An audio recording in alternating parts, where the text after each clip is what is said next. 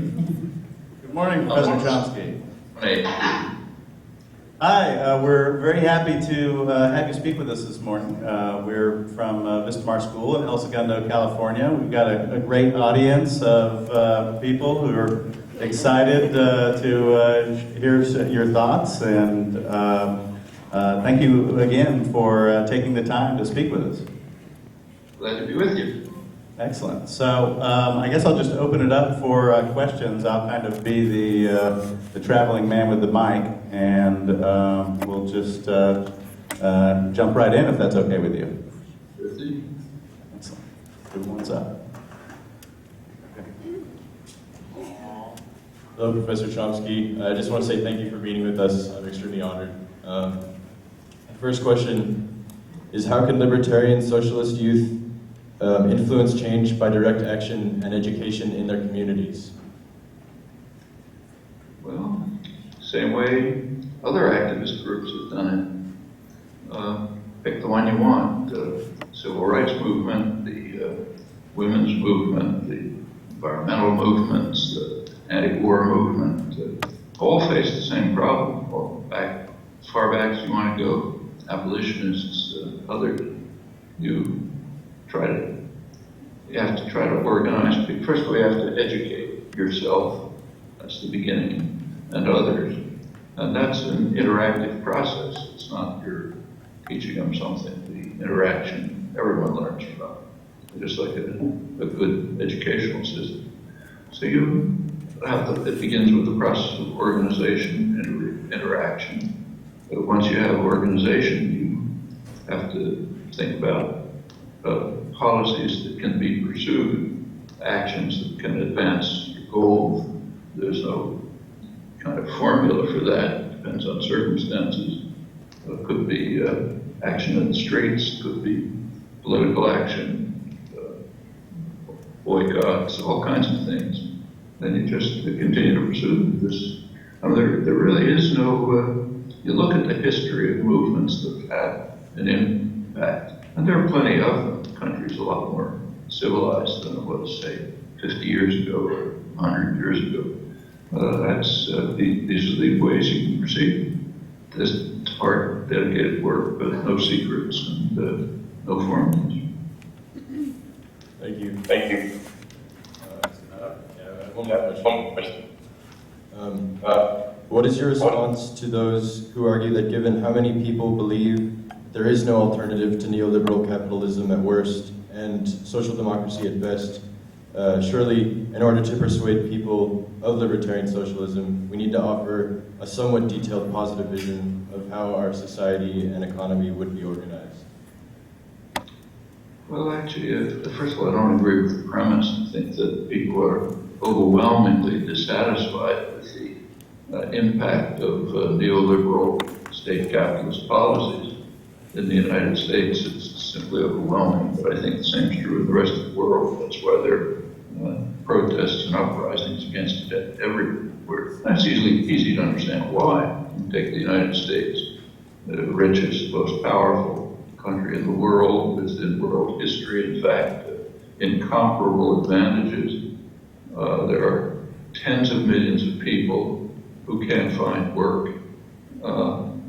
Huge numbers have just dropped out of the labor market because they've given up. If you take a look at unemployment figures, they seem to be kind of stable, maybe even slightly declining, but that's almost entirely due to the fact that people are dropping out of the workforce. So a huge number of idle hands, plenty of resources. The corporate profits are going through the roof. The big banks that were responsible for the current crisis are richer and bigger than ever, thanks to taxpayer bailouts and other such government aid. There's a huge amount of work that has to be done. You can't drive through a city without seeing signs of infrastructure collapse, for example, that are overwhelming. There aren't enough services are in decline. I mean, you could take a high-speed train from China to Kazakhstan, but not from Boston to Washington. The health system is an international scandal, about twice the per capita cost other countries and pretty poor, relatively poor outcomes, comparable to countries, and on and on. So huge amount of work to be done, enormous resources, idle hands, pleading to have a chance to do it, and the system is so rotten it can't put them together.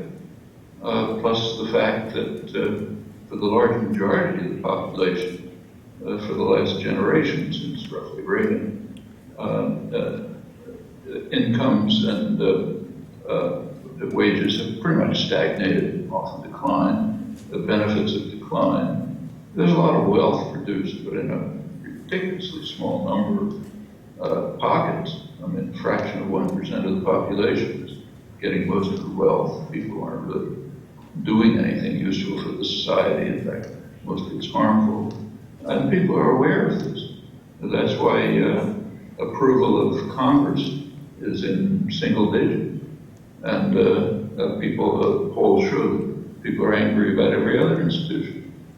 Banks, corporations, every aspect of government, just tremendous alienation, disaffection. So I think there's plenty of opposition to, and it's the same in other countries, to the very harmful effect of the neoliberal assault on the population over the past generations. In some regions of the world, there's been a real uprising and overthrow of a lot of South America in particular. And for the first time in 500 years, South America has pretty much freed itself from Western domination, last century or so, U.S. domination, and is beginning to face some of its internal problems to integrate, so on. It's a major change, historical change. What kind of a vision do you need of libertarian socialism? Well, I don't, there are some people, friends of mine, who think you really have to spell it out in detail, how would the society work? I'm less convinced of that for several reasons. For one reason, I don't think we know enough to spell out in detail how societies ought to work. There's a lot has to be learned by experimentation and trial. But a second reason is you can do things right now that lead you in that direction. You can build institutions of a future society within the present one. And it's happening. So take, say, the growth of worker-owned enterprises throughout a large bit. It's going on in large parts of the old declining Rust Belt around northern Ohio and so on. The growth of cooperatives, local farming, reliance on local produce and so on. These are all things that goes on and on. These are all elements of a future society, and they can be developed right now, and people can proceed to see the advantages of participating in it. So I really am not convinced that, maybe it's kind of like an academic exercise. You can spell out in detail a picture of a future society, but I don't think that's going to reach people for several reasons. For one thing, it's kind of arbitrary. There are a lot of things we don't know. And for another, it's kind of abstract. It doesn't relate to actual life. And there's a lot that can be done that does relate to actual lives. Thank you very much. All right, hold on. So why don't you say your name and grade and stand up. Hi, Professor Chomsky. I'm a senior. And my question is, what is your view on the current oil crisis and America's role in it? Oil crisis? Did you say oil crisis? Yes. Yes. Well, it's the use of, let's generalize it to fossil fuels. The use of fossil fuels is almost certain to destroy the prospects for decent survival. It's only a question of time. There's almost no disagreement about this among qualified scientists. The latest reports of the IPCC, the International Commission on Energy, which is quite a conservative group, have just come out. Their prediction is under the current tendencies of about a 3-foot rise in sea level over the next century, by the end of the century.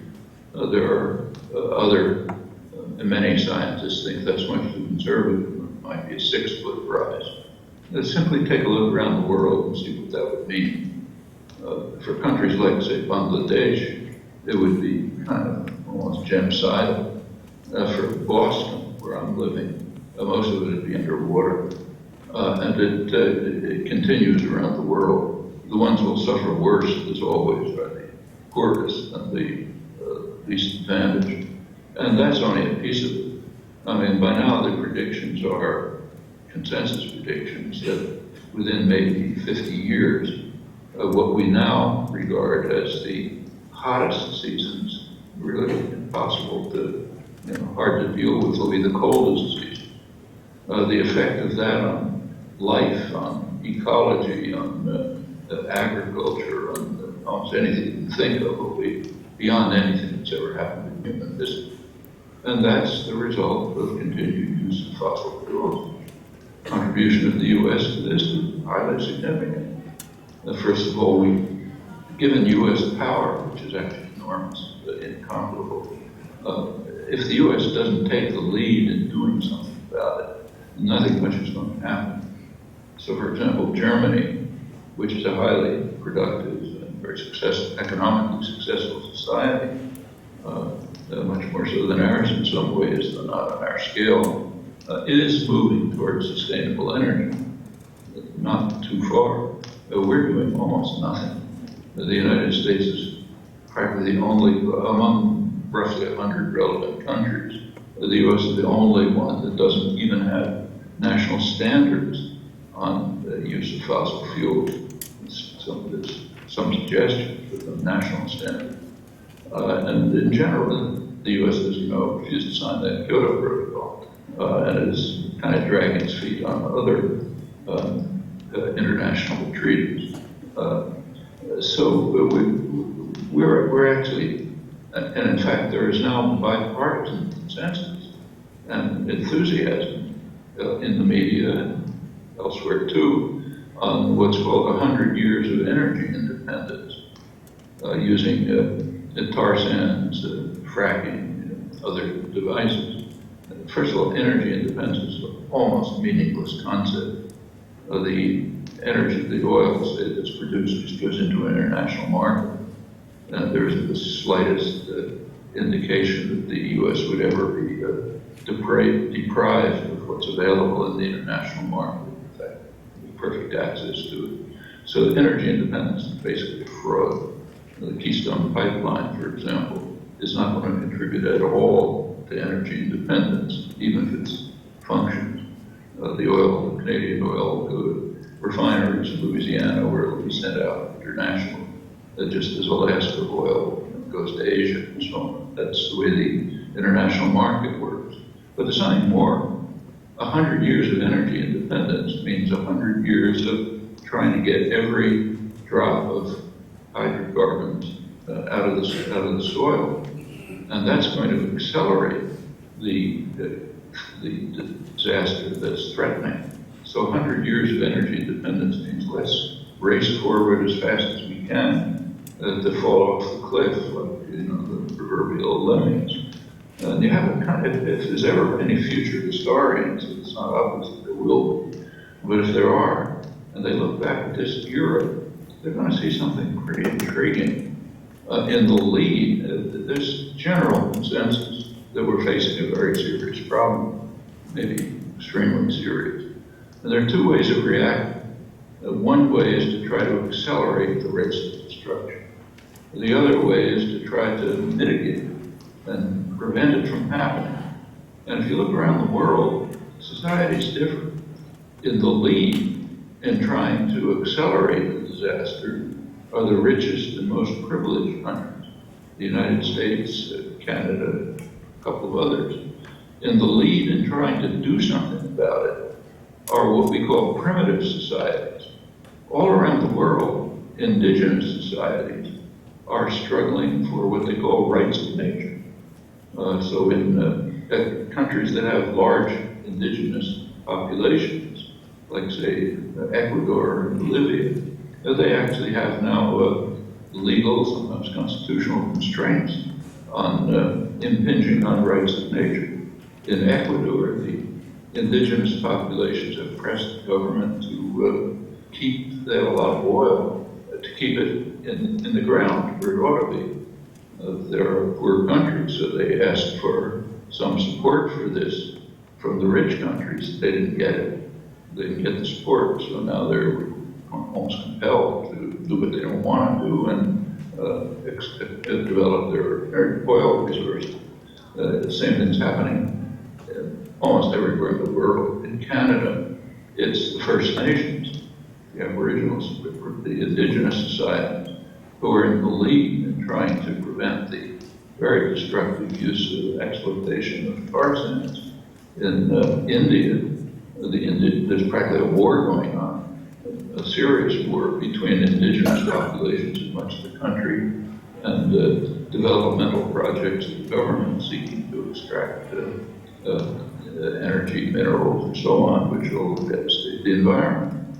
So you have this odd paradox of the least developed, the least what we call advanced societies in the lead in trying to preserve conditions for decent survival for your children and grandchildren. On the other hand, you have the richest, most powerful societies marching forward to try to harm these prospects.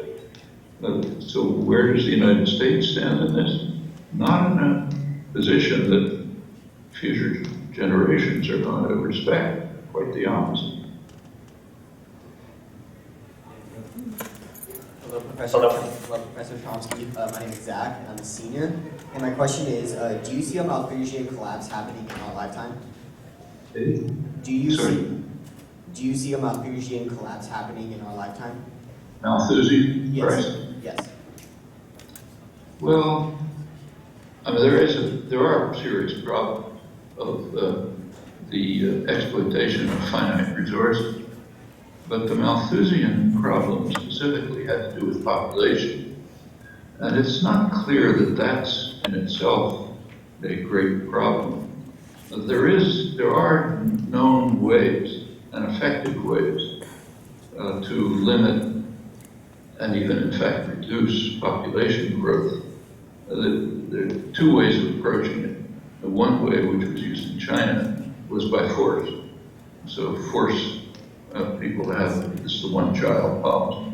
Try to coerce the population, keep the one child. That's an ugly way of doing it. There's another way which is more effective, in fact quite humane, and that's education of women. It's been shown overwhelmingly that independent of wealth, poor countries, rich countries, where there is education of women so that women have choices, fertility declines.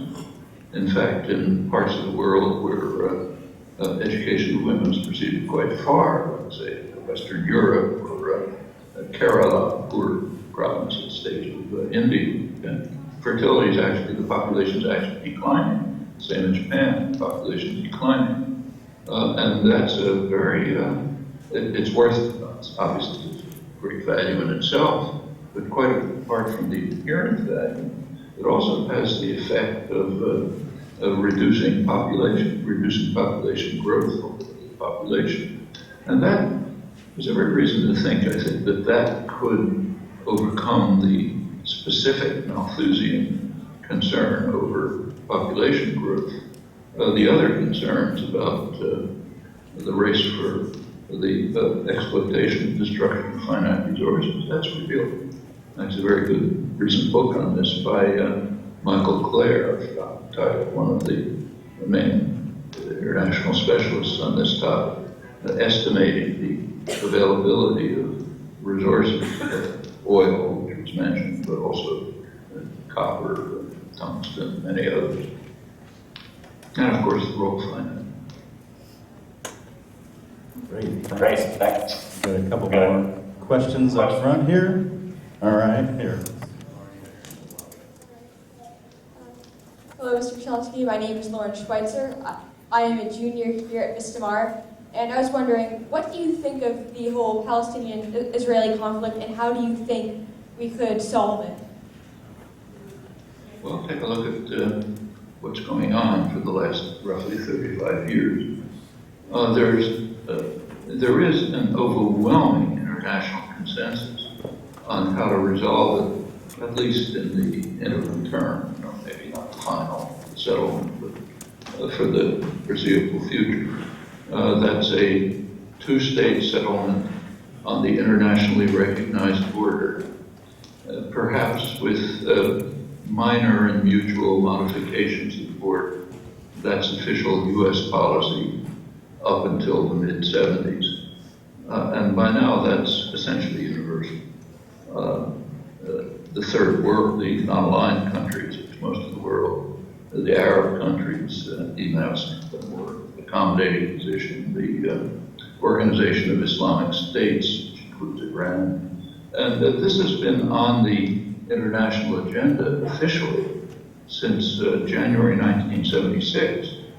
And that month, the three major Arab countries, Egypt, Syria, and Jordan, have brought a resolution to the Security Council of the United Nations calling for a settlement, a two-state settlement of the international border, and then it went on to use the standard terminology, guarantees for the rights of every state, including Israel and a new Palestinian state, to exist in peace and security with secure and recognized borders.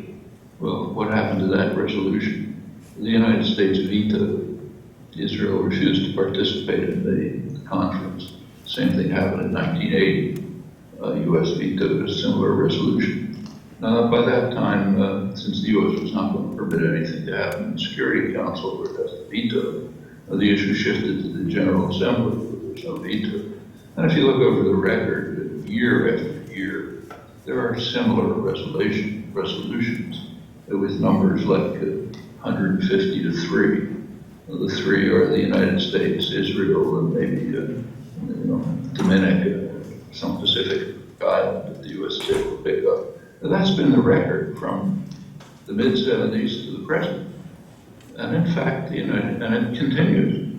The most recent U.S. veto, which did raise some eyebrows, was in February 2011. There was a resolution brought to the Security Council calling for implementation of official U.S. policy. Official U.S. policy is that there should be no expansion of the settlements in the occupied territories. Actually, it's a pretty minor issue because it's the settlements that are illegal and in violation of international law. Expansion just makes it worse. But official U.S. policy is that you shouldn't expand the settlement. That was the Security Council resolution. The U.S. vetoed it. That's February 2011. And so it continues. As long as the U.S. leads the rejectionist camp, refuses to accept the international consensus, it's not going to be resolved. There is now, the discussion that's going on today, I think, is quite misleading. What's presented on all sides, Israel, Palestinians, international commentary, is that there are two options. The one option is the international consensus, two-state settlement. The other option is Israel takes over all of Palestine, and then there'll be a civil rights, there'll be, from the Israeli point of view, that'll lead to what's called the demographic problem. Too many Arabs in a Jewish state.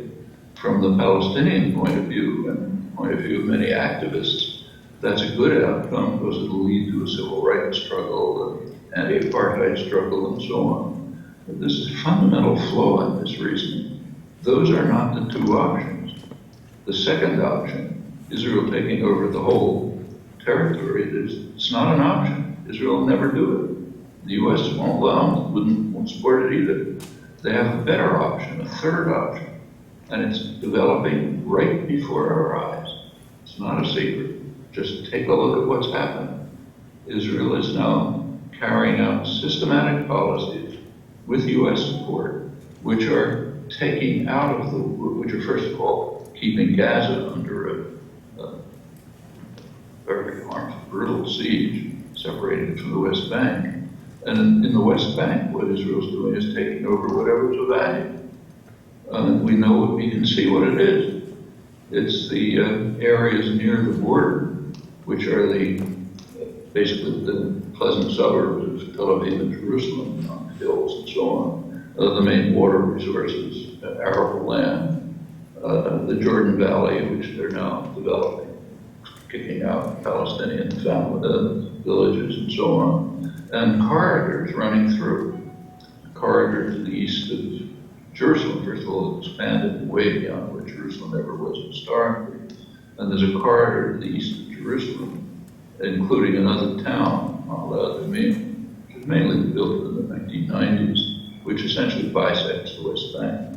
And two other corridors farther north, which cantonize it further. In these areas, which Israel is developing and will sooner or later annex, there are very few Arabs. And those few are mostly being expelled. So when this is integrated into Israel, there won't be a demographic problem, there won't be a civil rights struggle, and what will be left for Palestinians are scattered fragments. That's what's taking place right before our eyes. That's the second option. That's the alternative to the international consensus. So what will happen depends on people like you, literally. As long as the U.S. continues to pursue this policy, nothing's going to change. No one else in the world has the force to do anything about it. There are now negotiations going on, but the negotiations are a farce for two very obvious reasons. It's an interesting comment on U.S. intellectual culture that the media can't even report this. But just think for a second. The negotiations are under the auspices of the United States. The United States is not a neutral observer. The United States is a participant. It's a participant along with Israel in blocking the international consensus.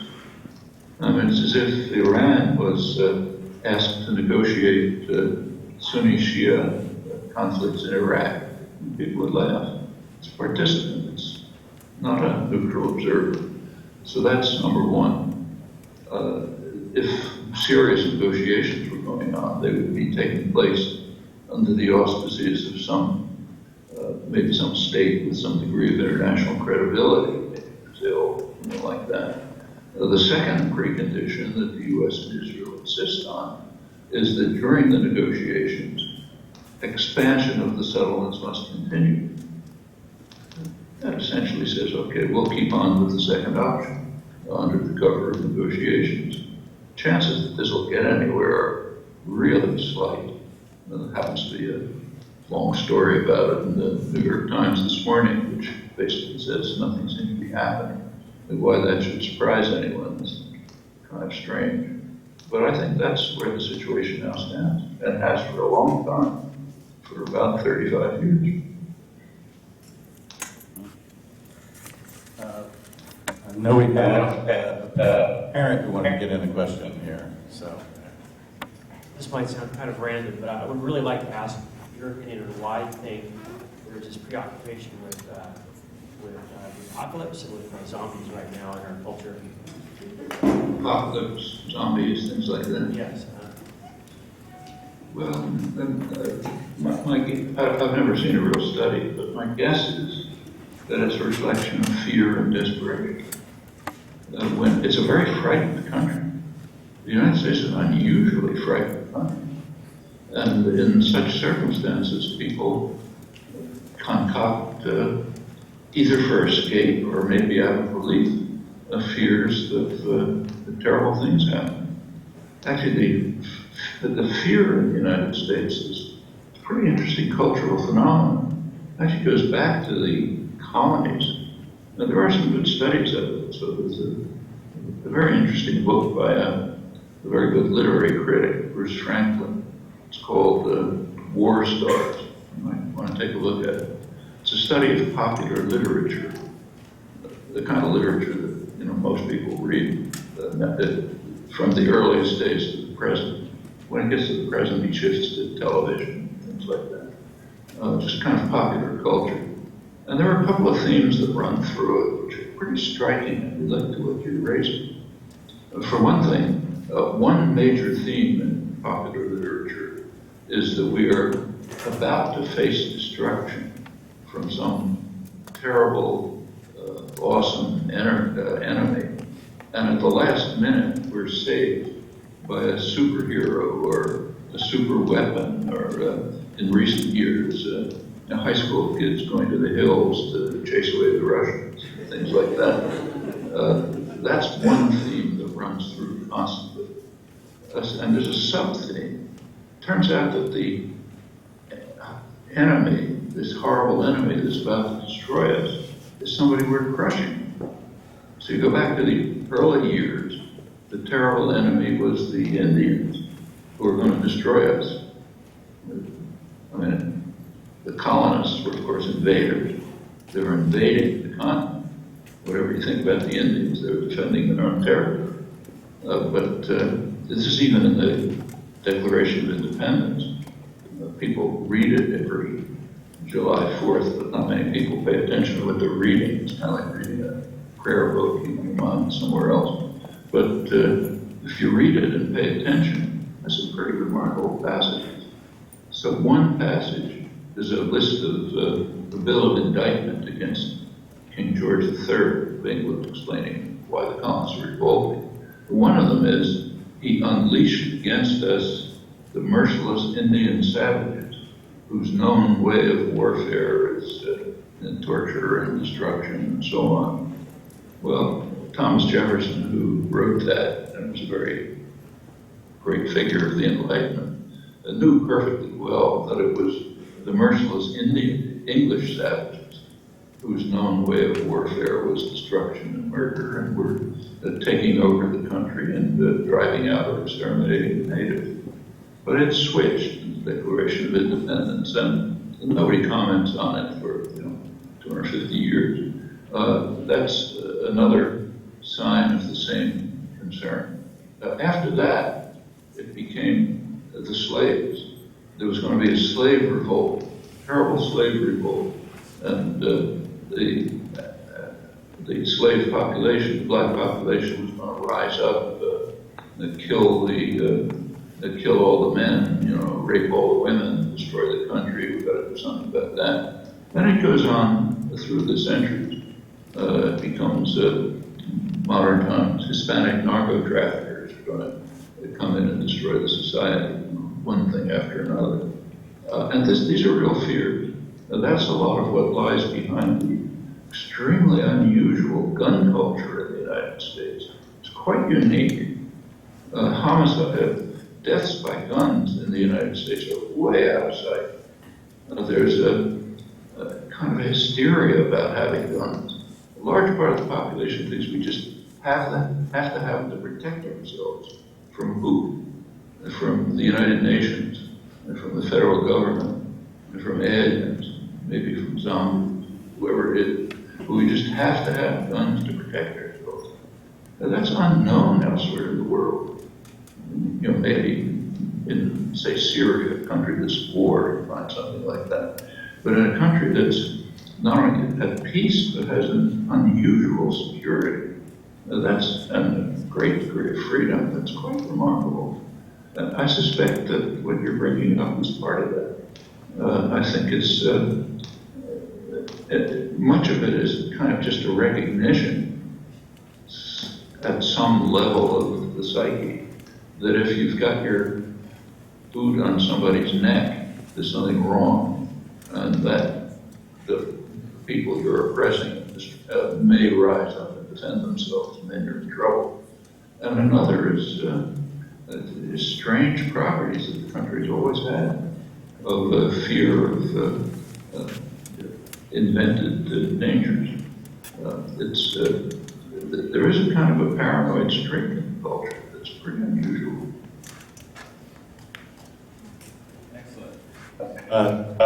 Professor Chomsky, I want to be respectful of your time, and I know we're kind of at the end of what we'd scheduled with you. Do you have time for any more questions, or should we call it here? So my boss walks in, don't come down on my paper, so nothing's going. Okay, why don't we do one more here? All right. Hi, Professor Chomsky. I'm Maxwell from 9th grade. And what is your favorite political model for a country and why? My favorite political model is one that doesn't exist. I don't think there's any country in the world that's a model that we should aspire to. Every place you look at has positive and negative elements. So the United States, which has plenty of problems, also has many very positive elements. So I don't know any country where freedom of speech is protected to the extent that it is in the United States. That's very important. It's a fundamental right, freedom of speech, which incidentally is not in the Constitution and is not in the Bill of Rights.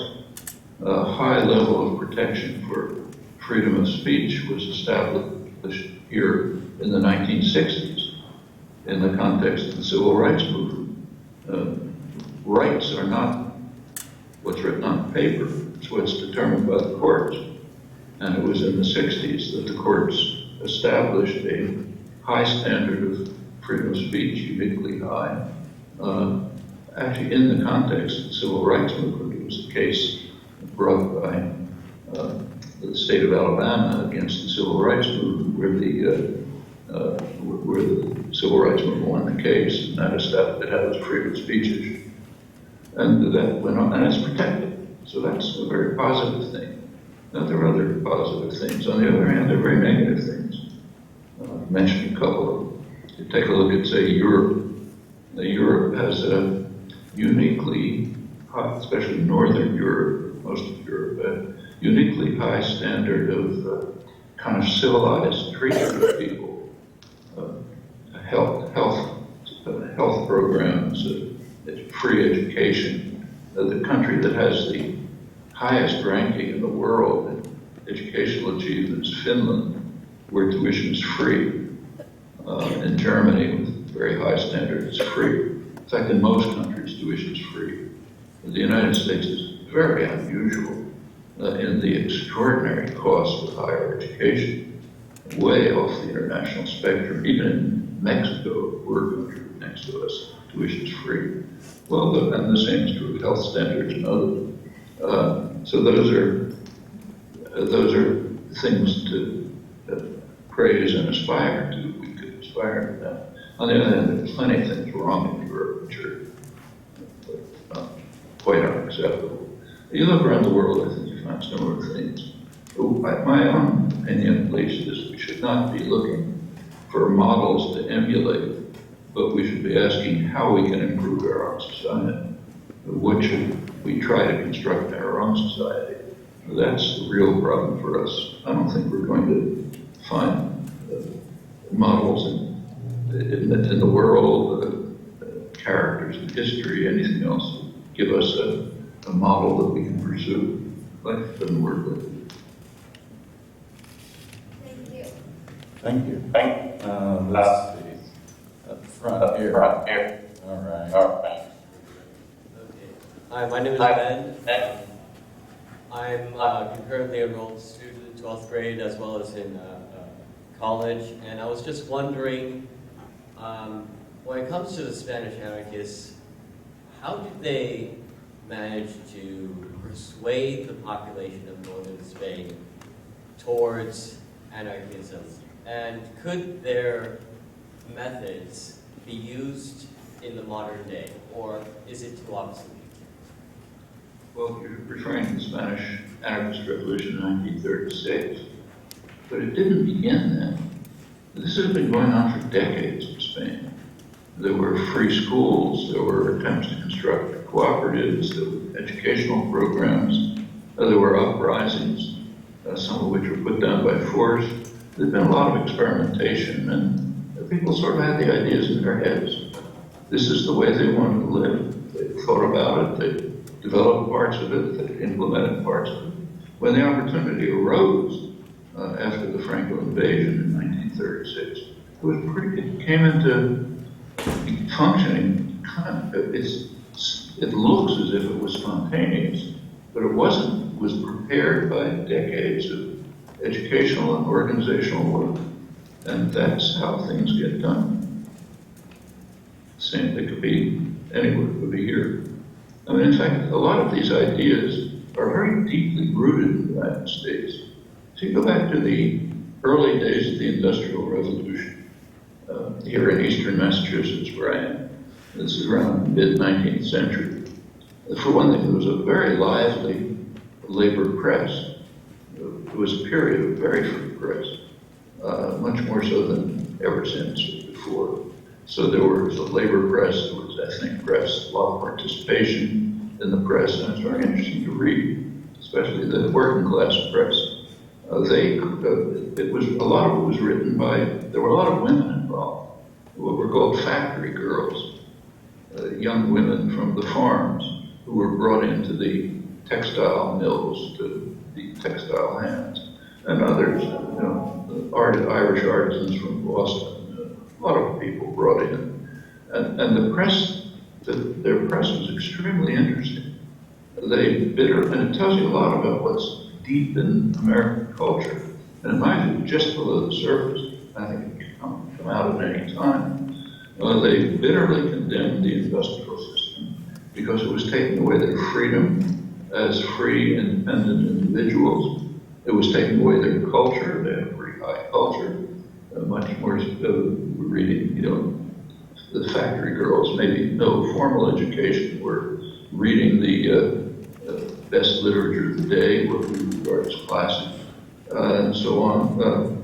And in particular, they believed that the slogan was that those who work in the mills should own the institutions of production, should be in the hands of the workforce.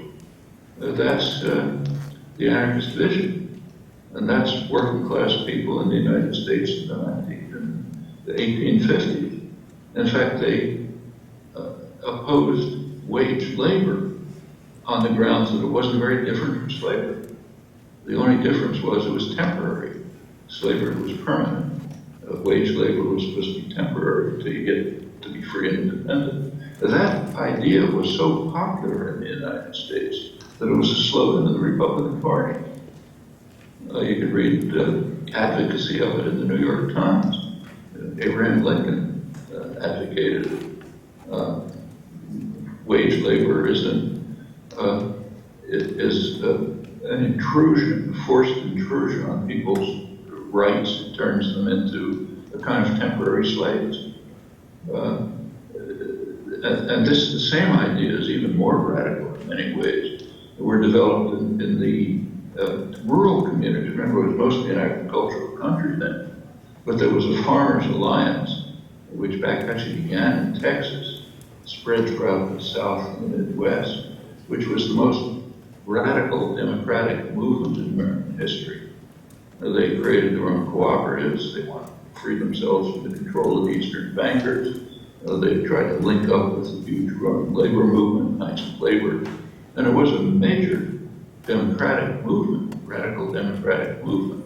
Nothing remotely like it since, the so-called populist movement. Well, all of this is deep in American history, and I think it's just below the surface in consciousness, and could be elicited by activist movements and circumstances like the ones I mentioned in northern Ohio, developing worker-owned enterprises, which are spreading pretty successfully. So, but that's what happened in Spain. It was not spontaneous in 1936. It came from decades of work, organizing, attempts to create such systems, sometimes crushed, but it just was in people's heads by the time the opportunity arose. I'm afraid I really do have to go now and be called for another appointment. I thought that might be the case. Well, thank you very much, Professor Chomsky.